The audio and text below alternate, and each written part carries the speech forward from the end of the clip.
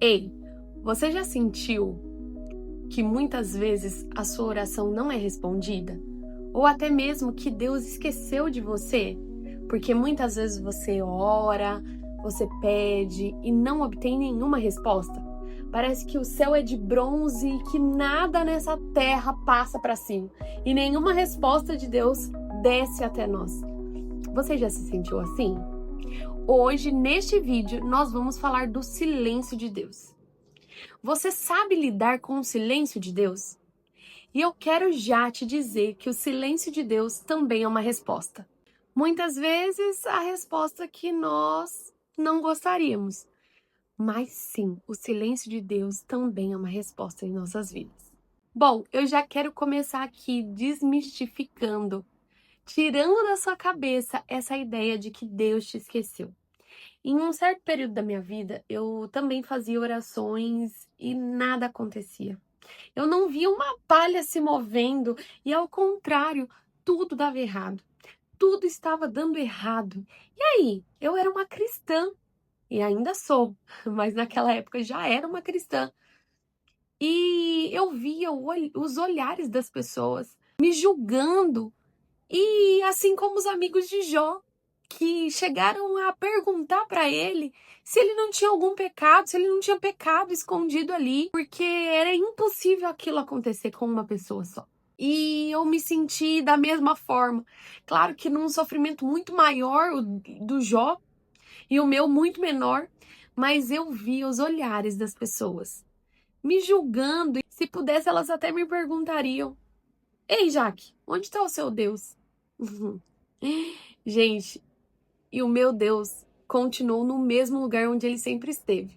A grande realidade é que nós, quando não obtemos a resposta que queremos, nós pensamos que Deus perdeu o controle.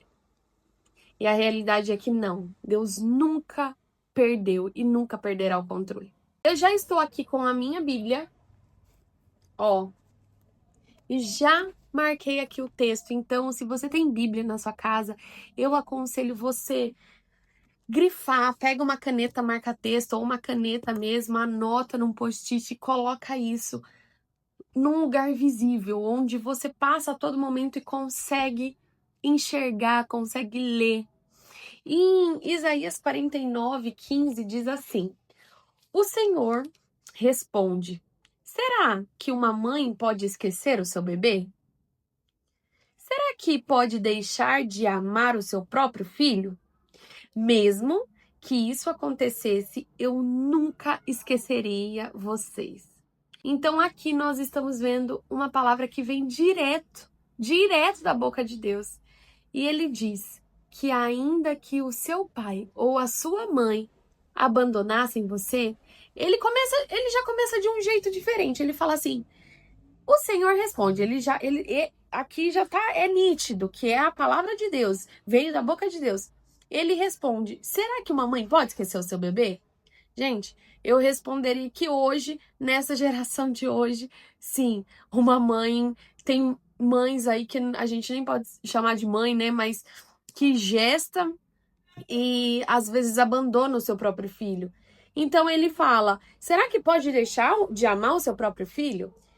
Não vamos generalizar, mas sim, tem pessoas, tem mães, né, que por conta de traumas, feridas, elas acabam ferindo um ser tão indefeso. Então eu responderia sim, algumas mães podem esquecer os seus próprios filhos. Aí ele fala: mesmo que isso acontecesse, eu nunca esqueceria vocês. E eu já quero dar um recado para você. Muitas vezes que sofreu um abandono, que tem uma ferida de rejeição, né? Ou a ferida do abandono, como eu disse. Eu quero dizer para vocês, por mais que as dores foram enormes, os traumas foram gigantescos, o Senhor quer te dizer e Ele manda te dizer, ou Ele fala: filho, leia a minha palavra, porque eu estou te dizendo que ainda que isso tudo acontecesse, eu jamais esqueceria de você. Eu quero dizer que os períodos ruins, as fases ruins da nossa vida, elas acontecem. Mas da mesma forma que as nuvens escuras, elas vêm, desaguam e vão embora, na nossa vida também é assim. Eu posso dizer isso com muita certeza, com muita convicção, de uma pessoa que já passou momentos muito ruins, muito ruins.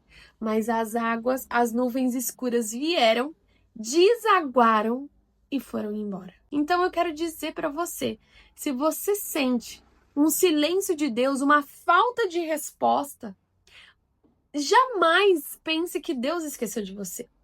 Porque ele está dizendo com a própria boca dele que ele jamais esqueceria. Pode sim, pai, mãe, amigos, pessoas próximas esquecerem de nós, olharem para nós com um olhar de julgamento. Isso pode acontecer. Mas não significa que o Senhor perdeu o controle, não significa que ele se afastou de você. O silêncio de Deus também é uma forma de nos forjar. Até Jesus, na cruz, bateu de frente com o silêncio de Deus. Esteve de frente com o silêncio de Deus. Olha só, em Mateus 27:46, quer ver? Eu vou abrir aqui com vocês e vocês podem depois acompanhar na Bíblia de vocês, ou pode colocar no Google e vocês vão se deparar com essa palavra. Mateus 27:46. Aqui, nesse capítulo, nós nos deparamos com a morte de Jesus, quando Jesus já estava ali prestes a ser morto.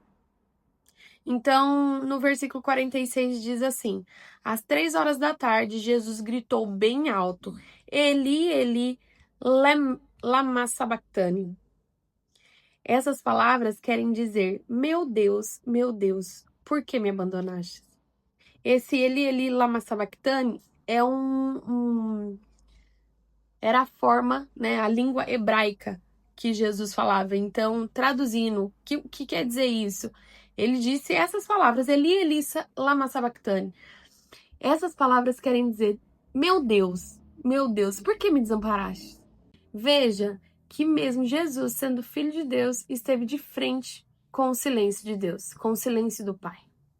E nós, como filhos também de Deus, nós passamos por essas coisas também. Passamos por determinadas coisas que nós questionamos, que nós ficamos em dúvida da existência de Deus. Eu passei um período da minha vida onde eu não acreditava mais em Deus. Eu fiquei totalmente descrente. Eu fiquei totalmente cética, cega. E quando o meu marido falava para mim que aqueles momentos iam passar e que a gente iria rir de tudo aquilo, eu dava risada na cara dele. Porque aquele silêncio de Deus, aquele período ruim, muito ruim na minha vida, me cegou de uma tal forma que eu não me apeguei na palavra, o que é o mais certo, correto a se fazer. Mas eu deixei com que as vozes da minha mente reinassem no meu coração. E eu desconfiei, desacreditei da existência de Deus.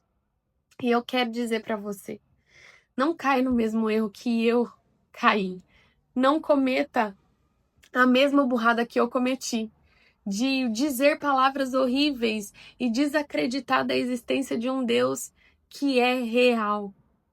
Nada vai fazer com que o Senhor perca o controle.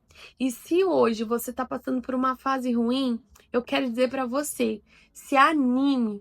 Você, durante esse período, eu sei que é muito difícil ouvir isso, mas durante esse período o Senhor está moldando o seu caráter. Eu posso dizer que eu não sou a mesma Jaque de antes dessas situações acontecerem na minha vida.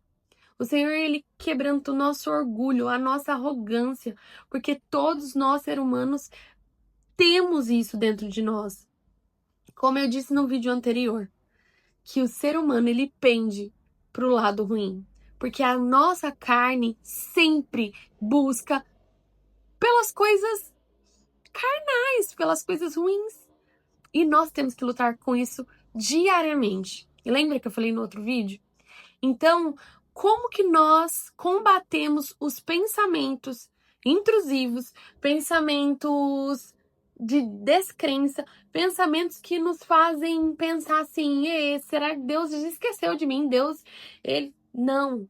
A gente combate esses pensamentos com a palavra. Foi coisa que eu não fiz na época que eu fiquei descrente, que eu desconfiei da existência de Deus. E, pasmem, eu estava dentro da igreja nessa época. Então eu ouvia, mas eu não cria.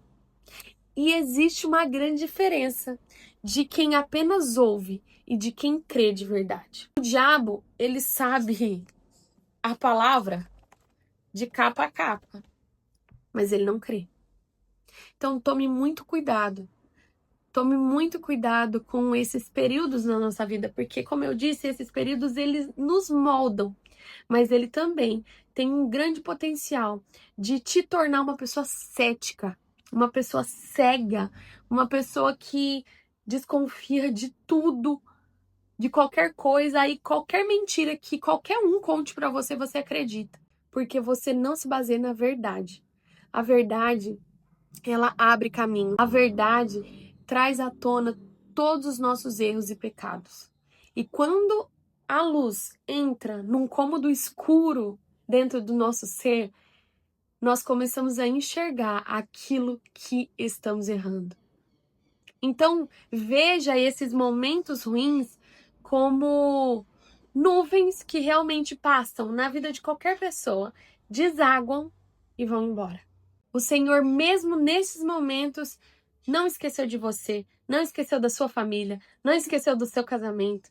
Ele está a todo momento cuidando de nós. Você sabe por que você não morre dentro dessas situações?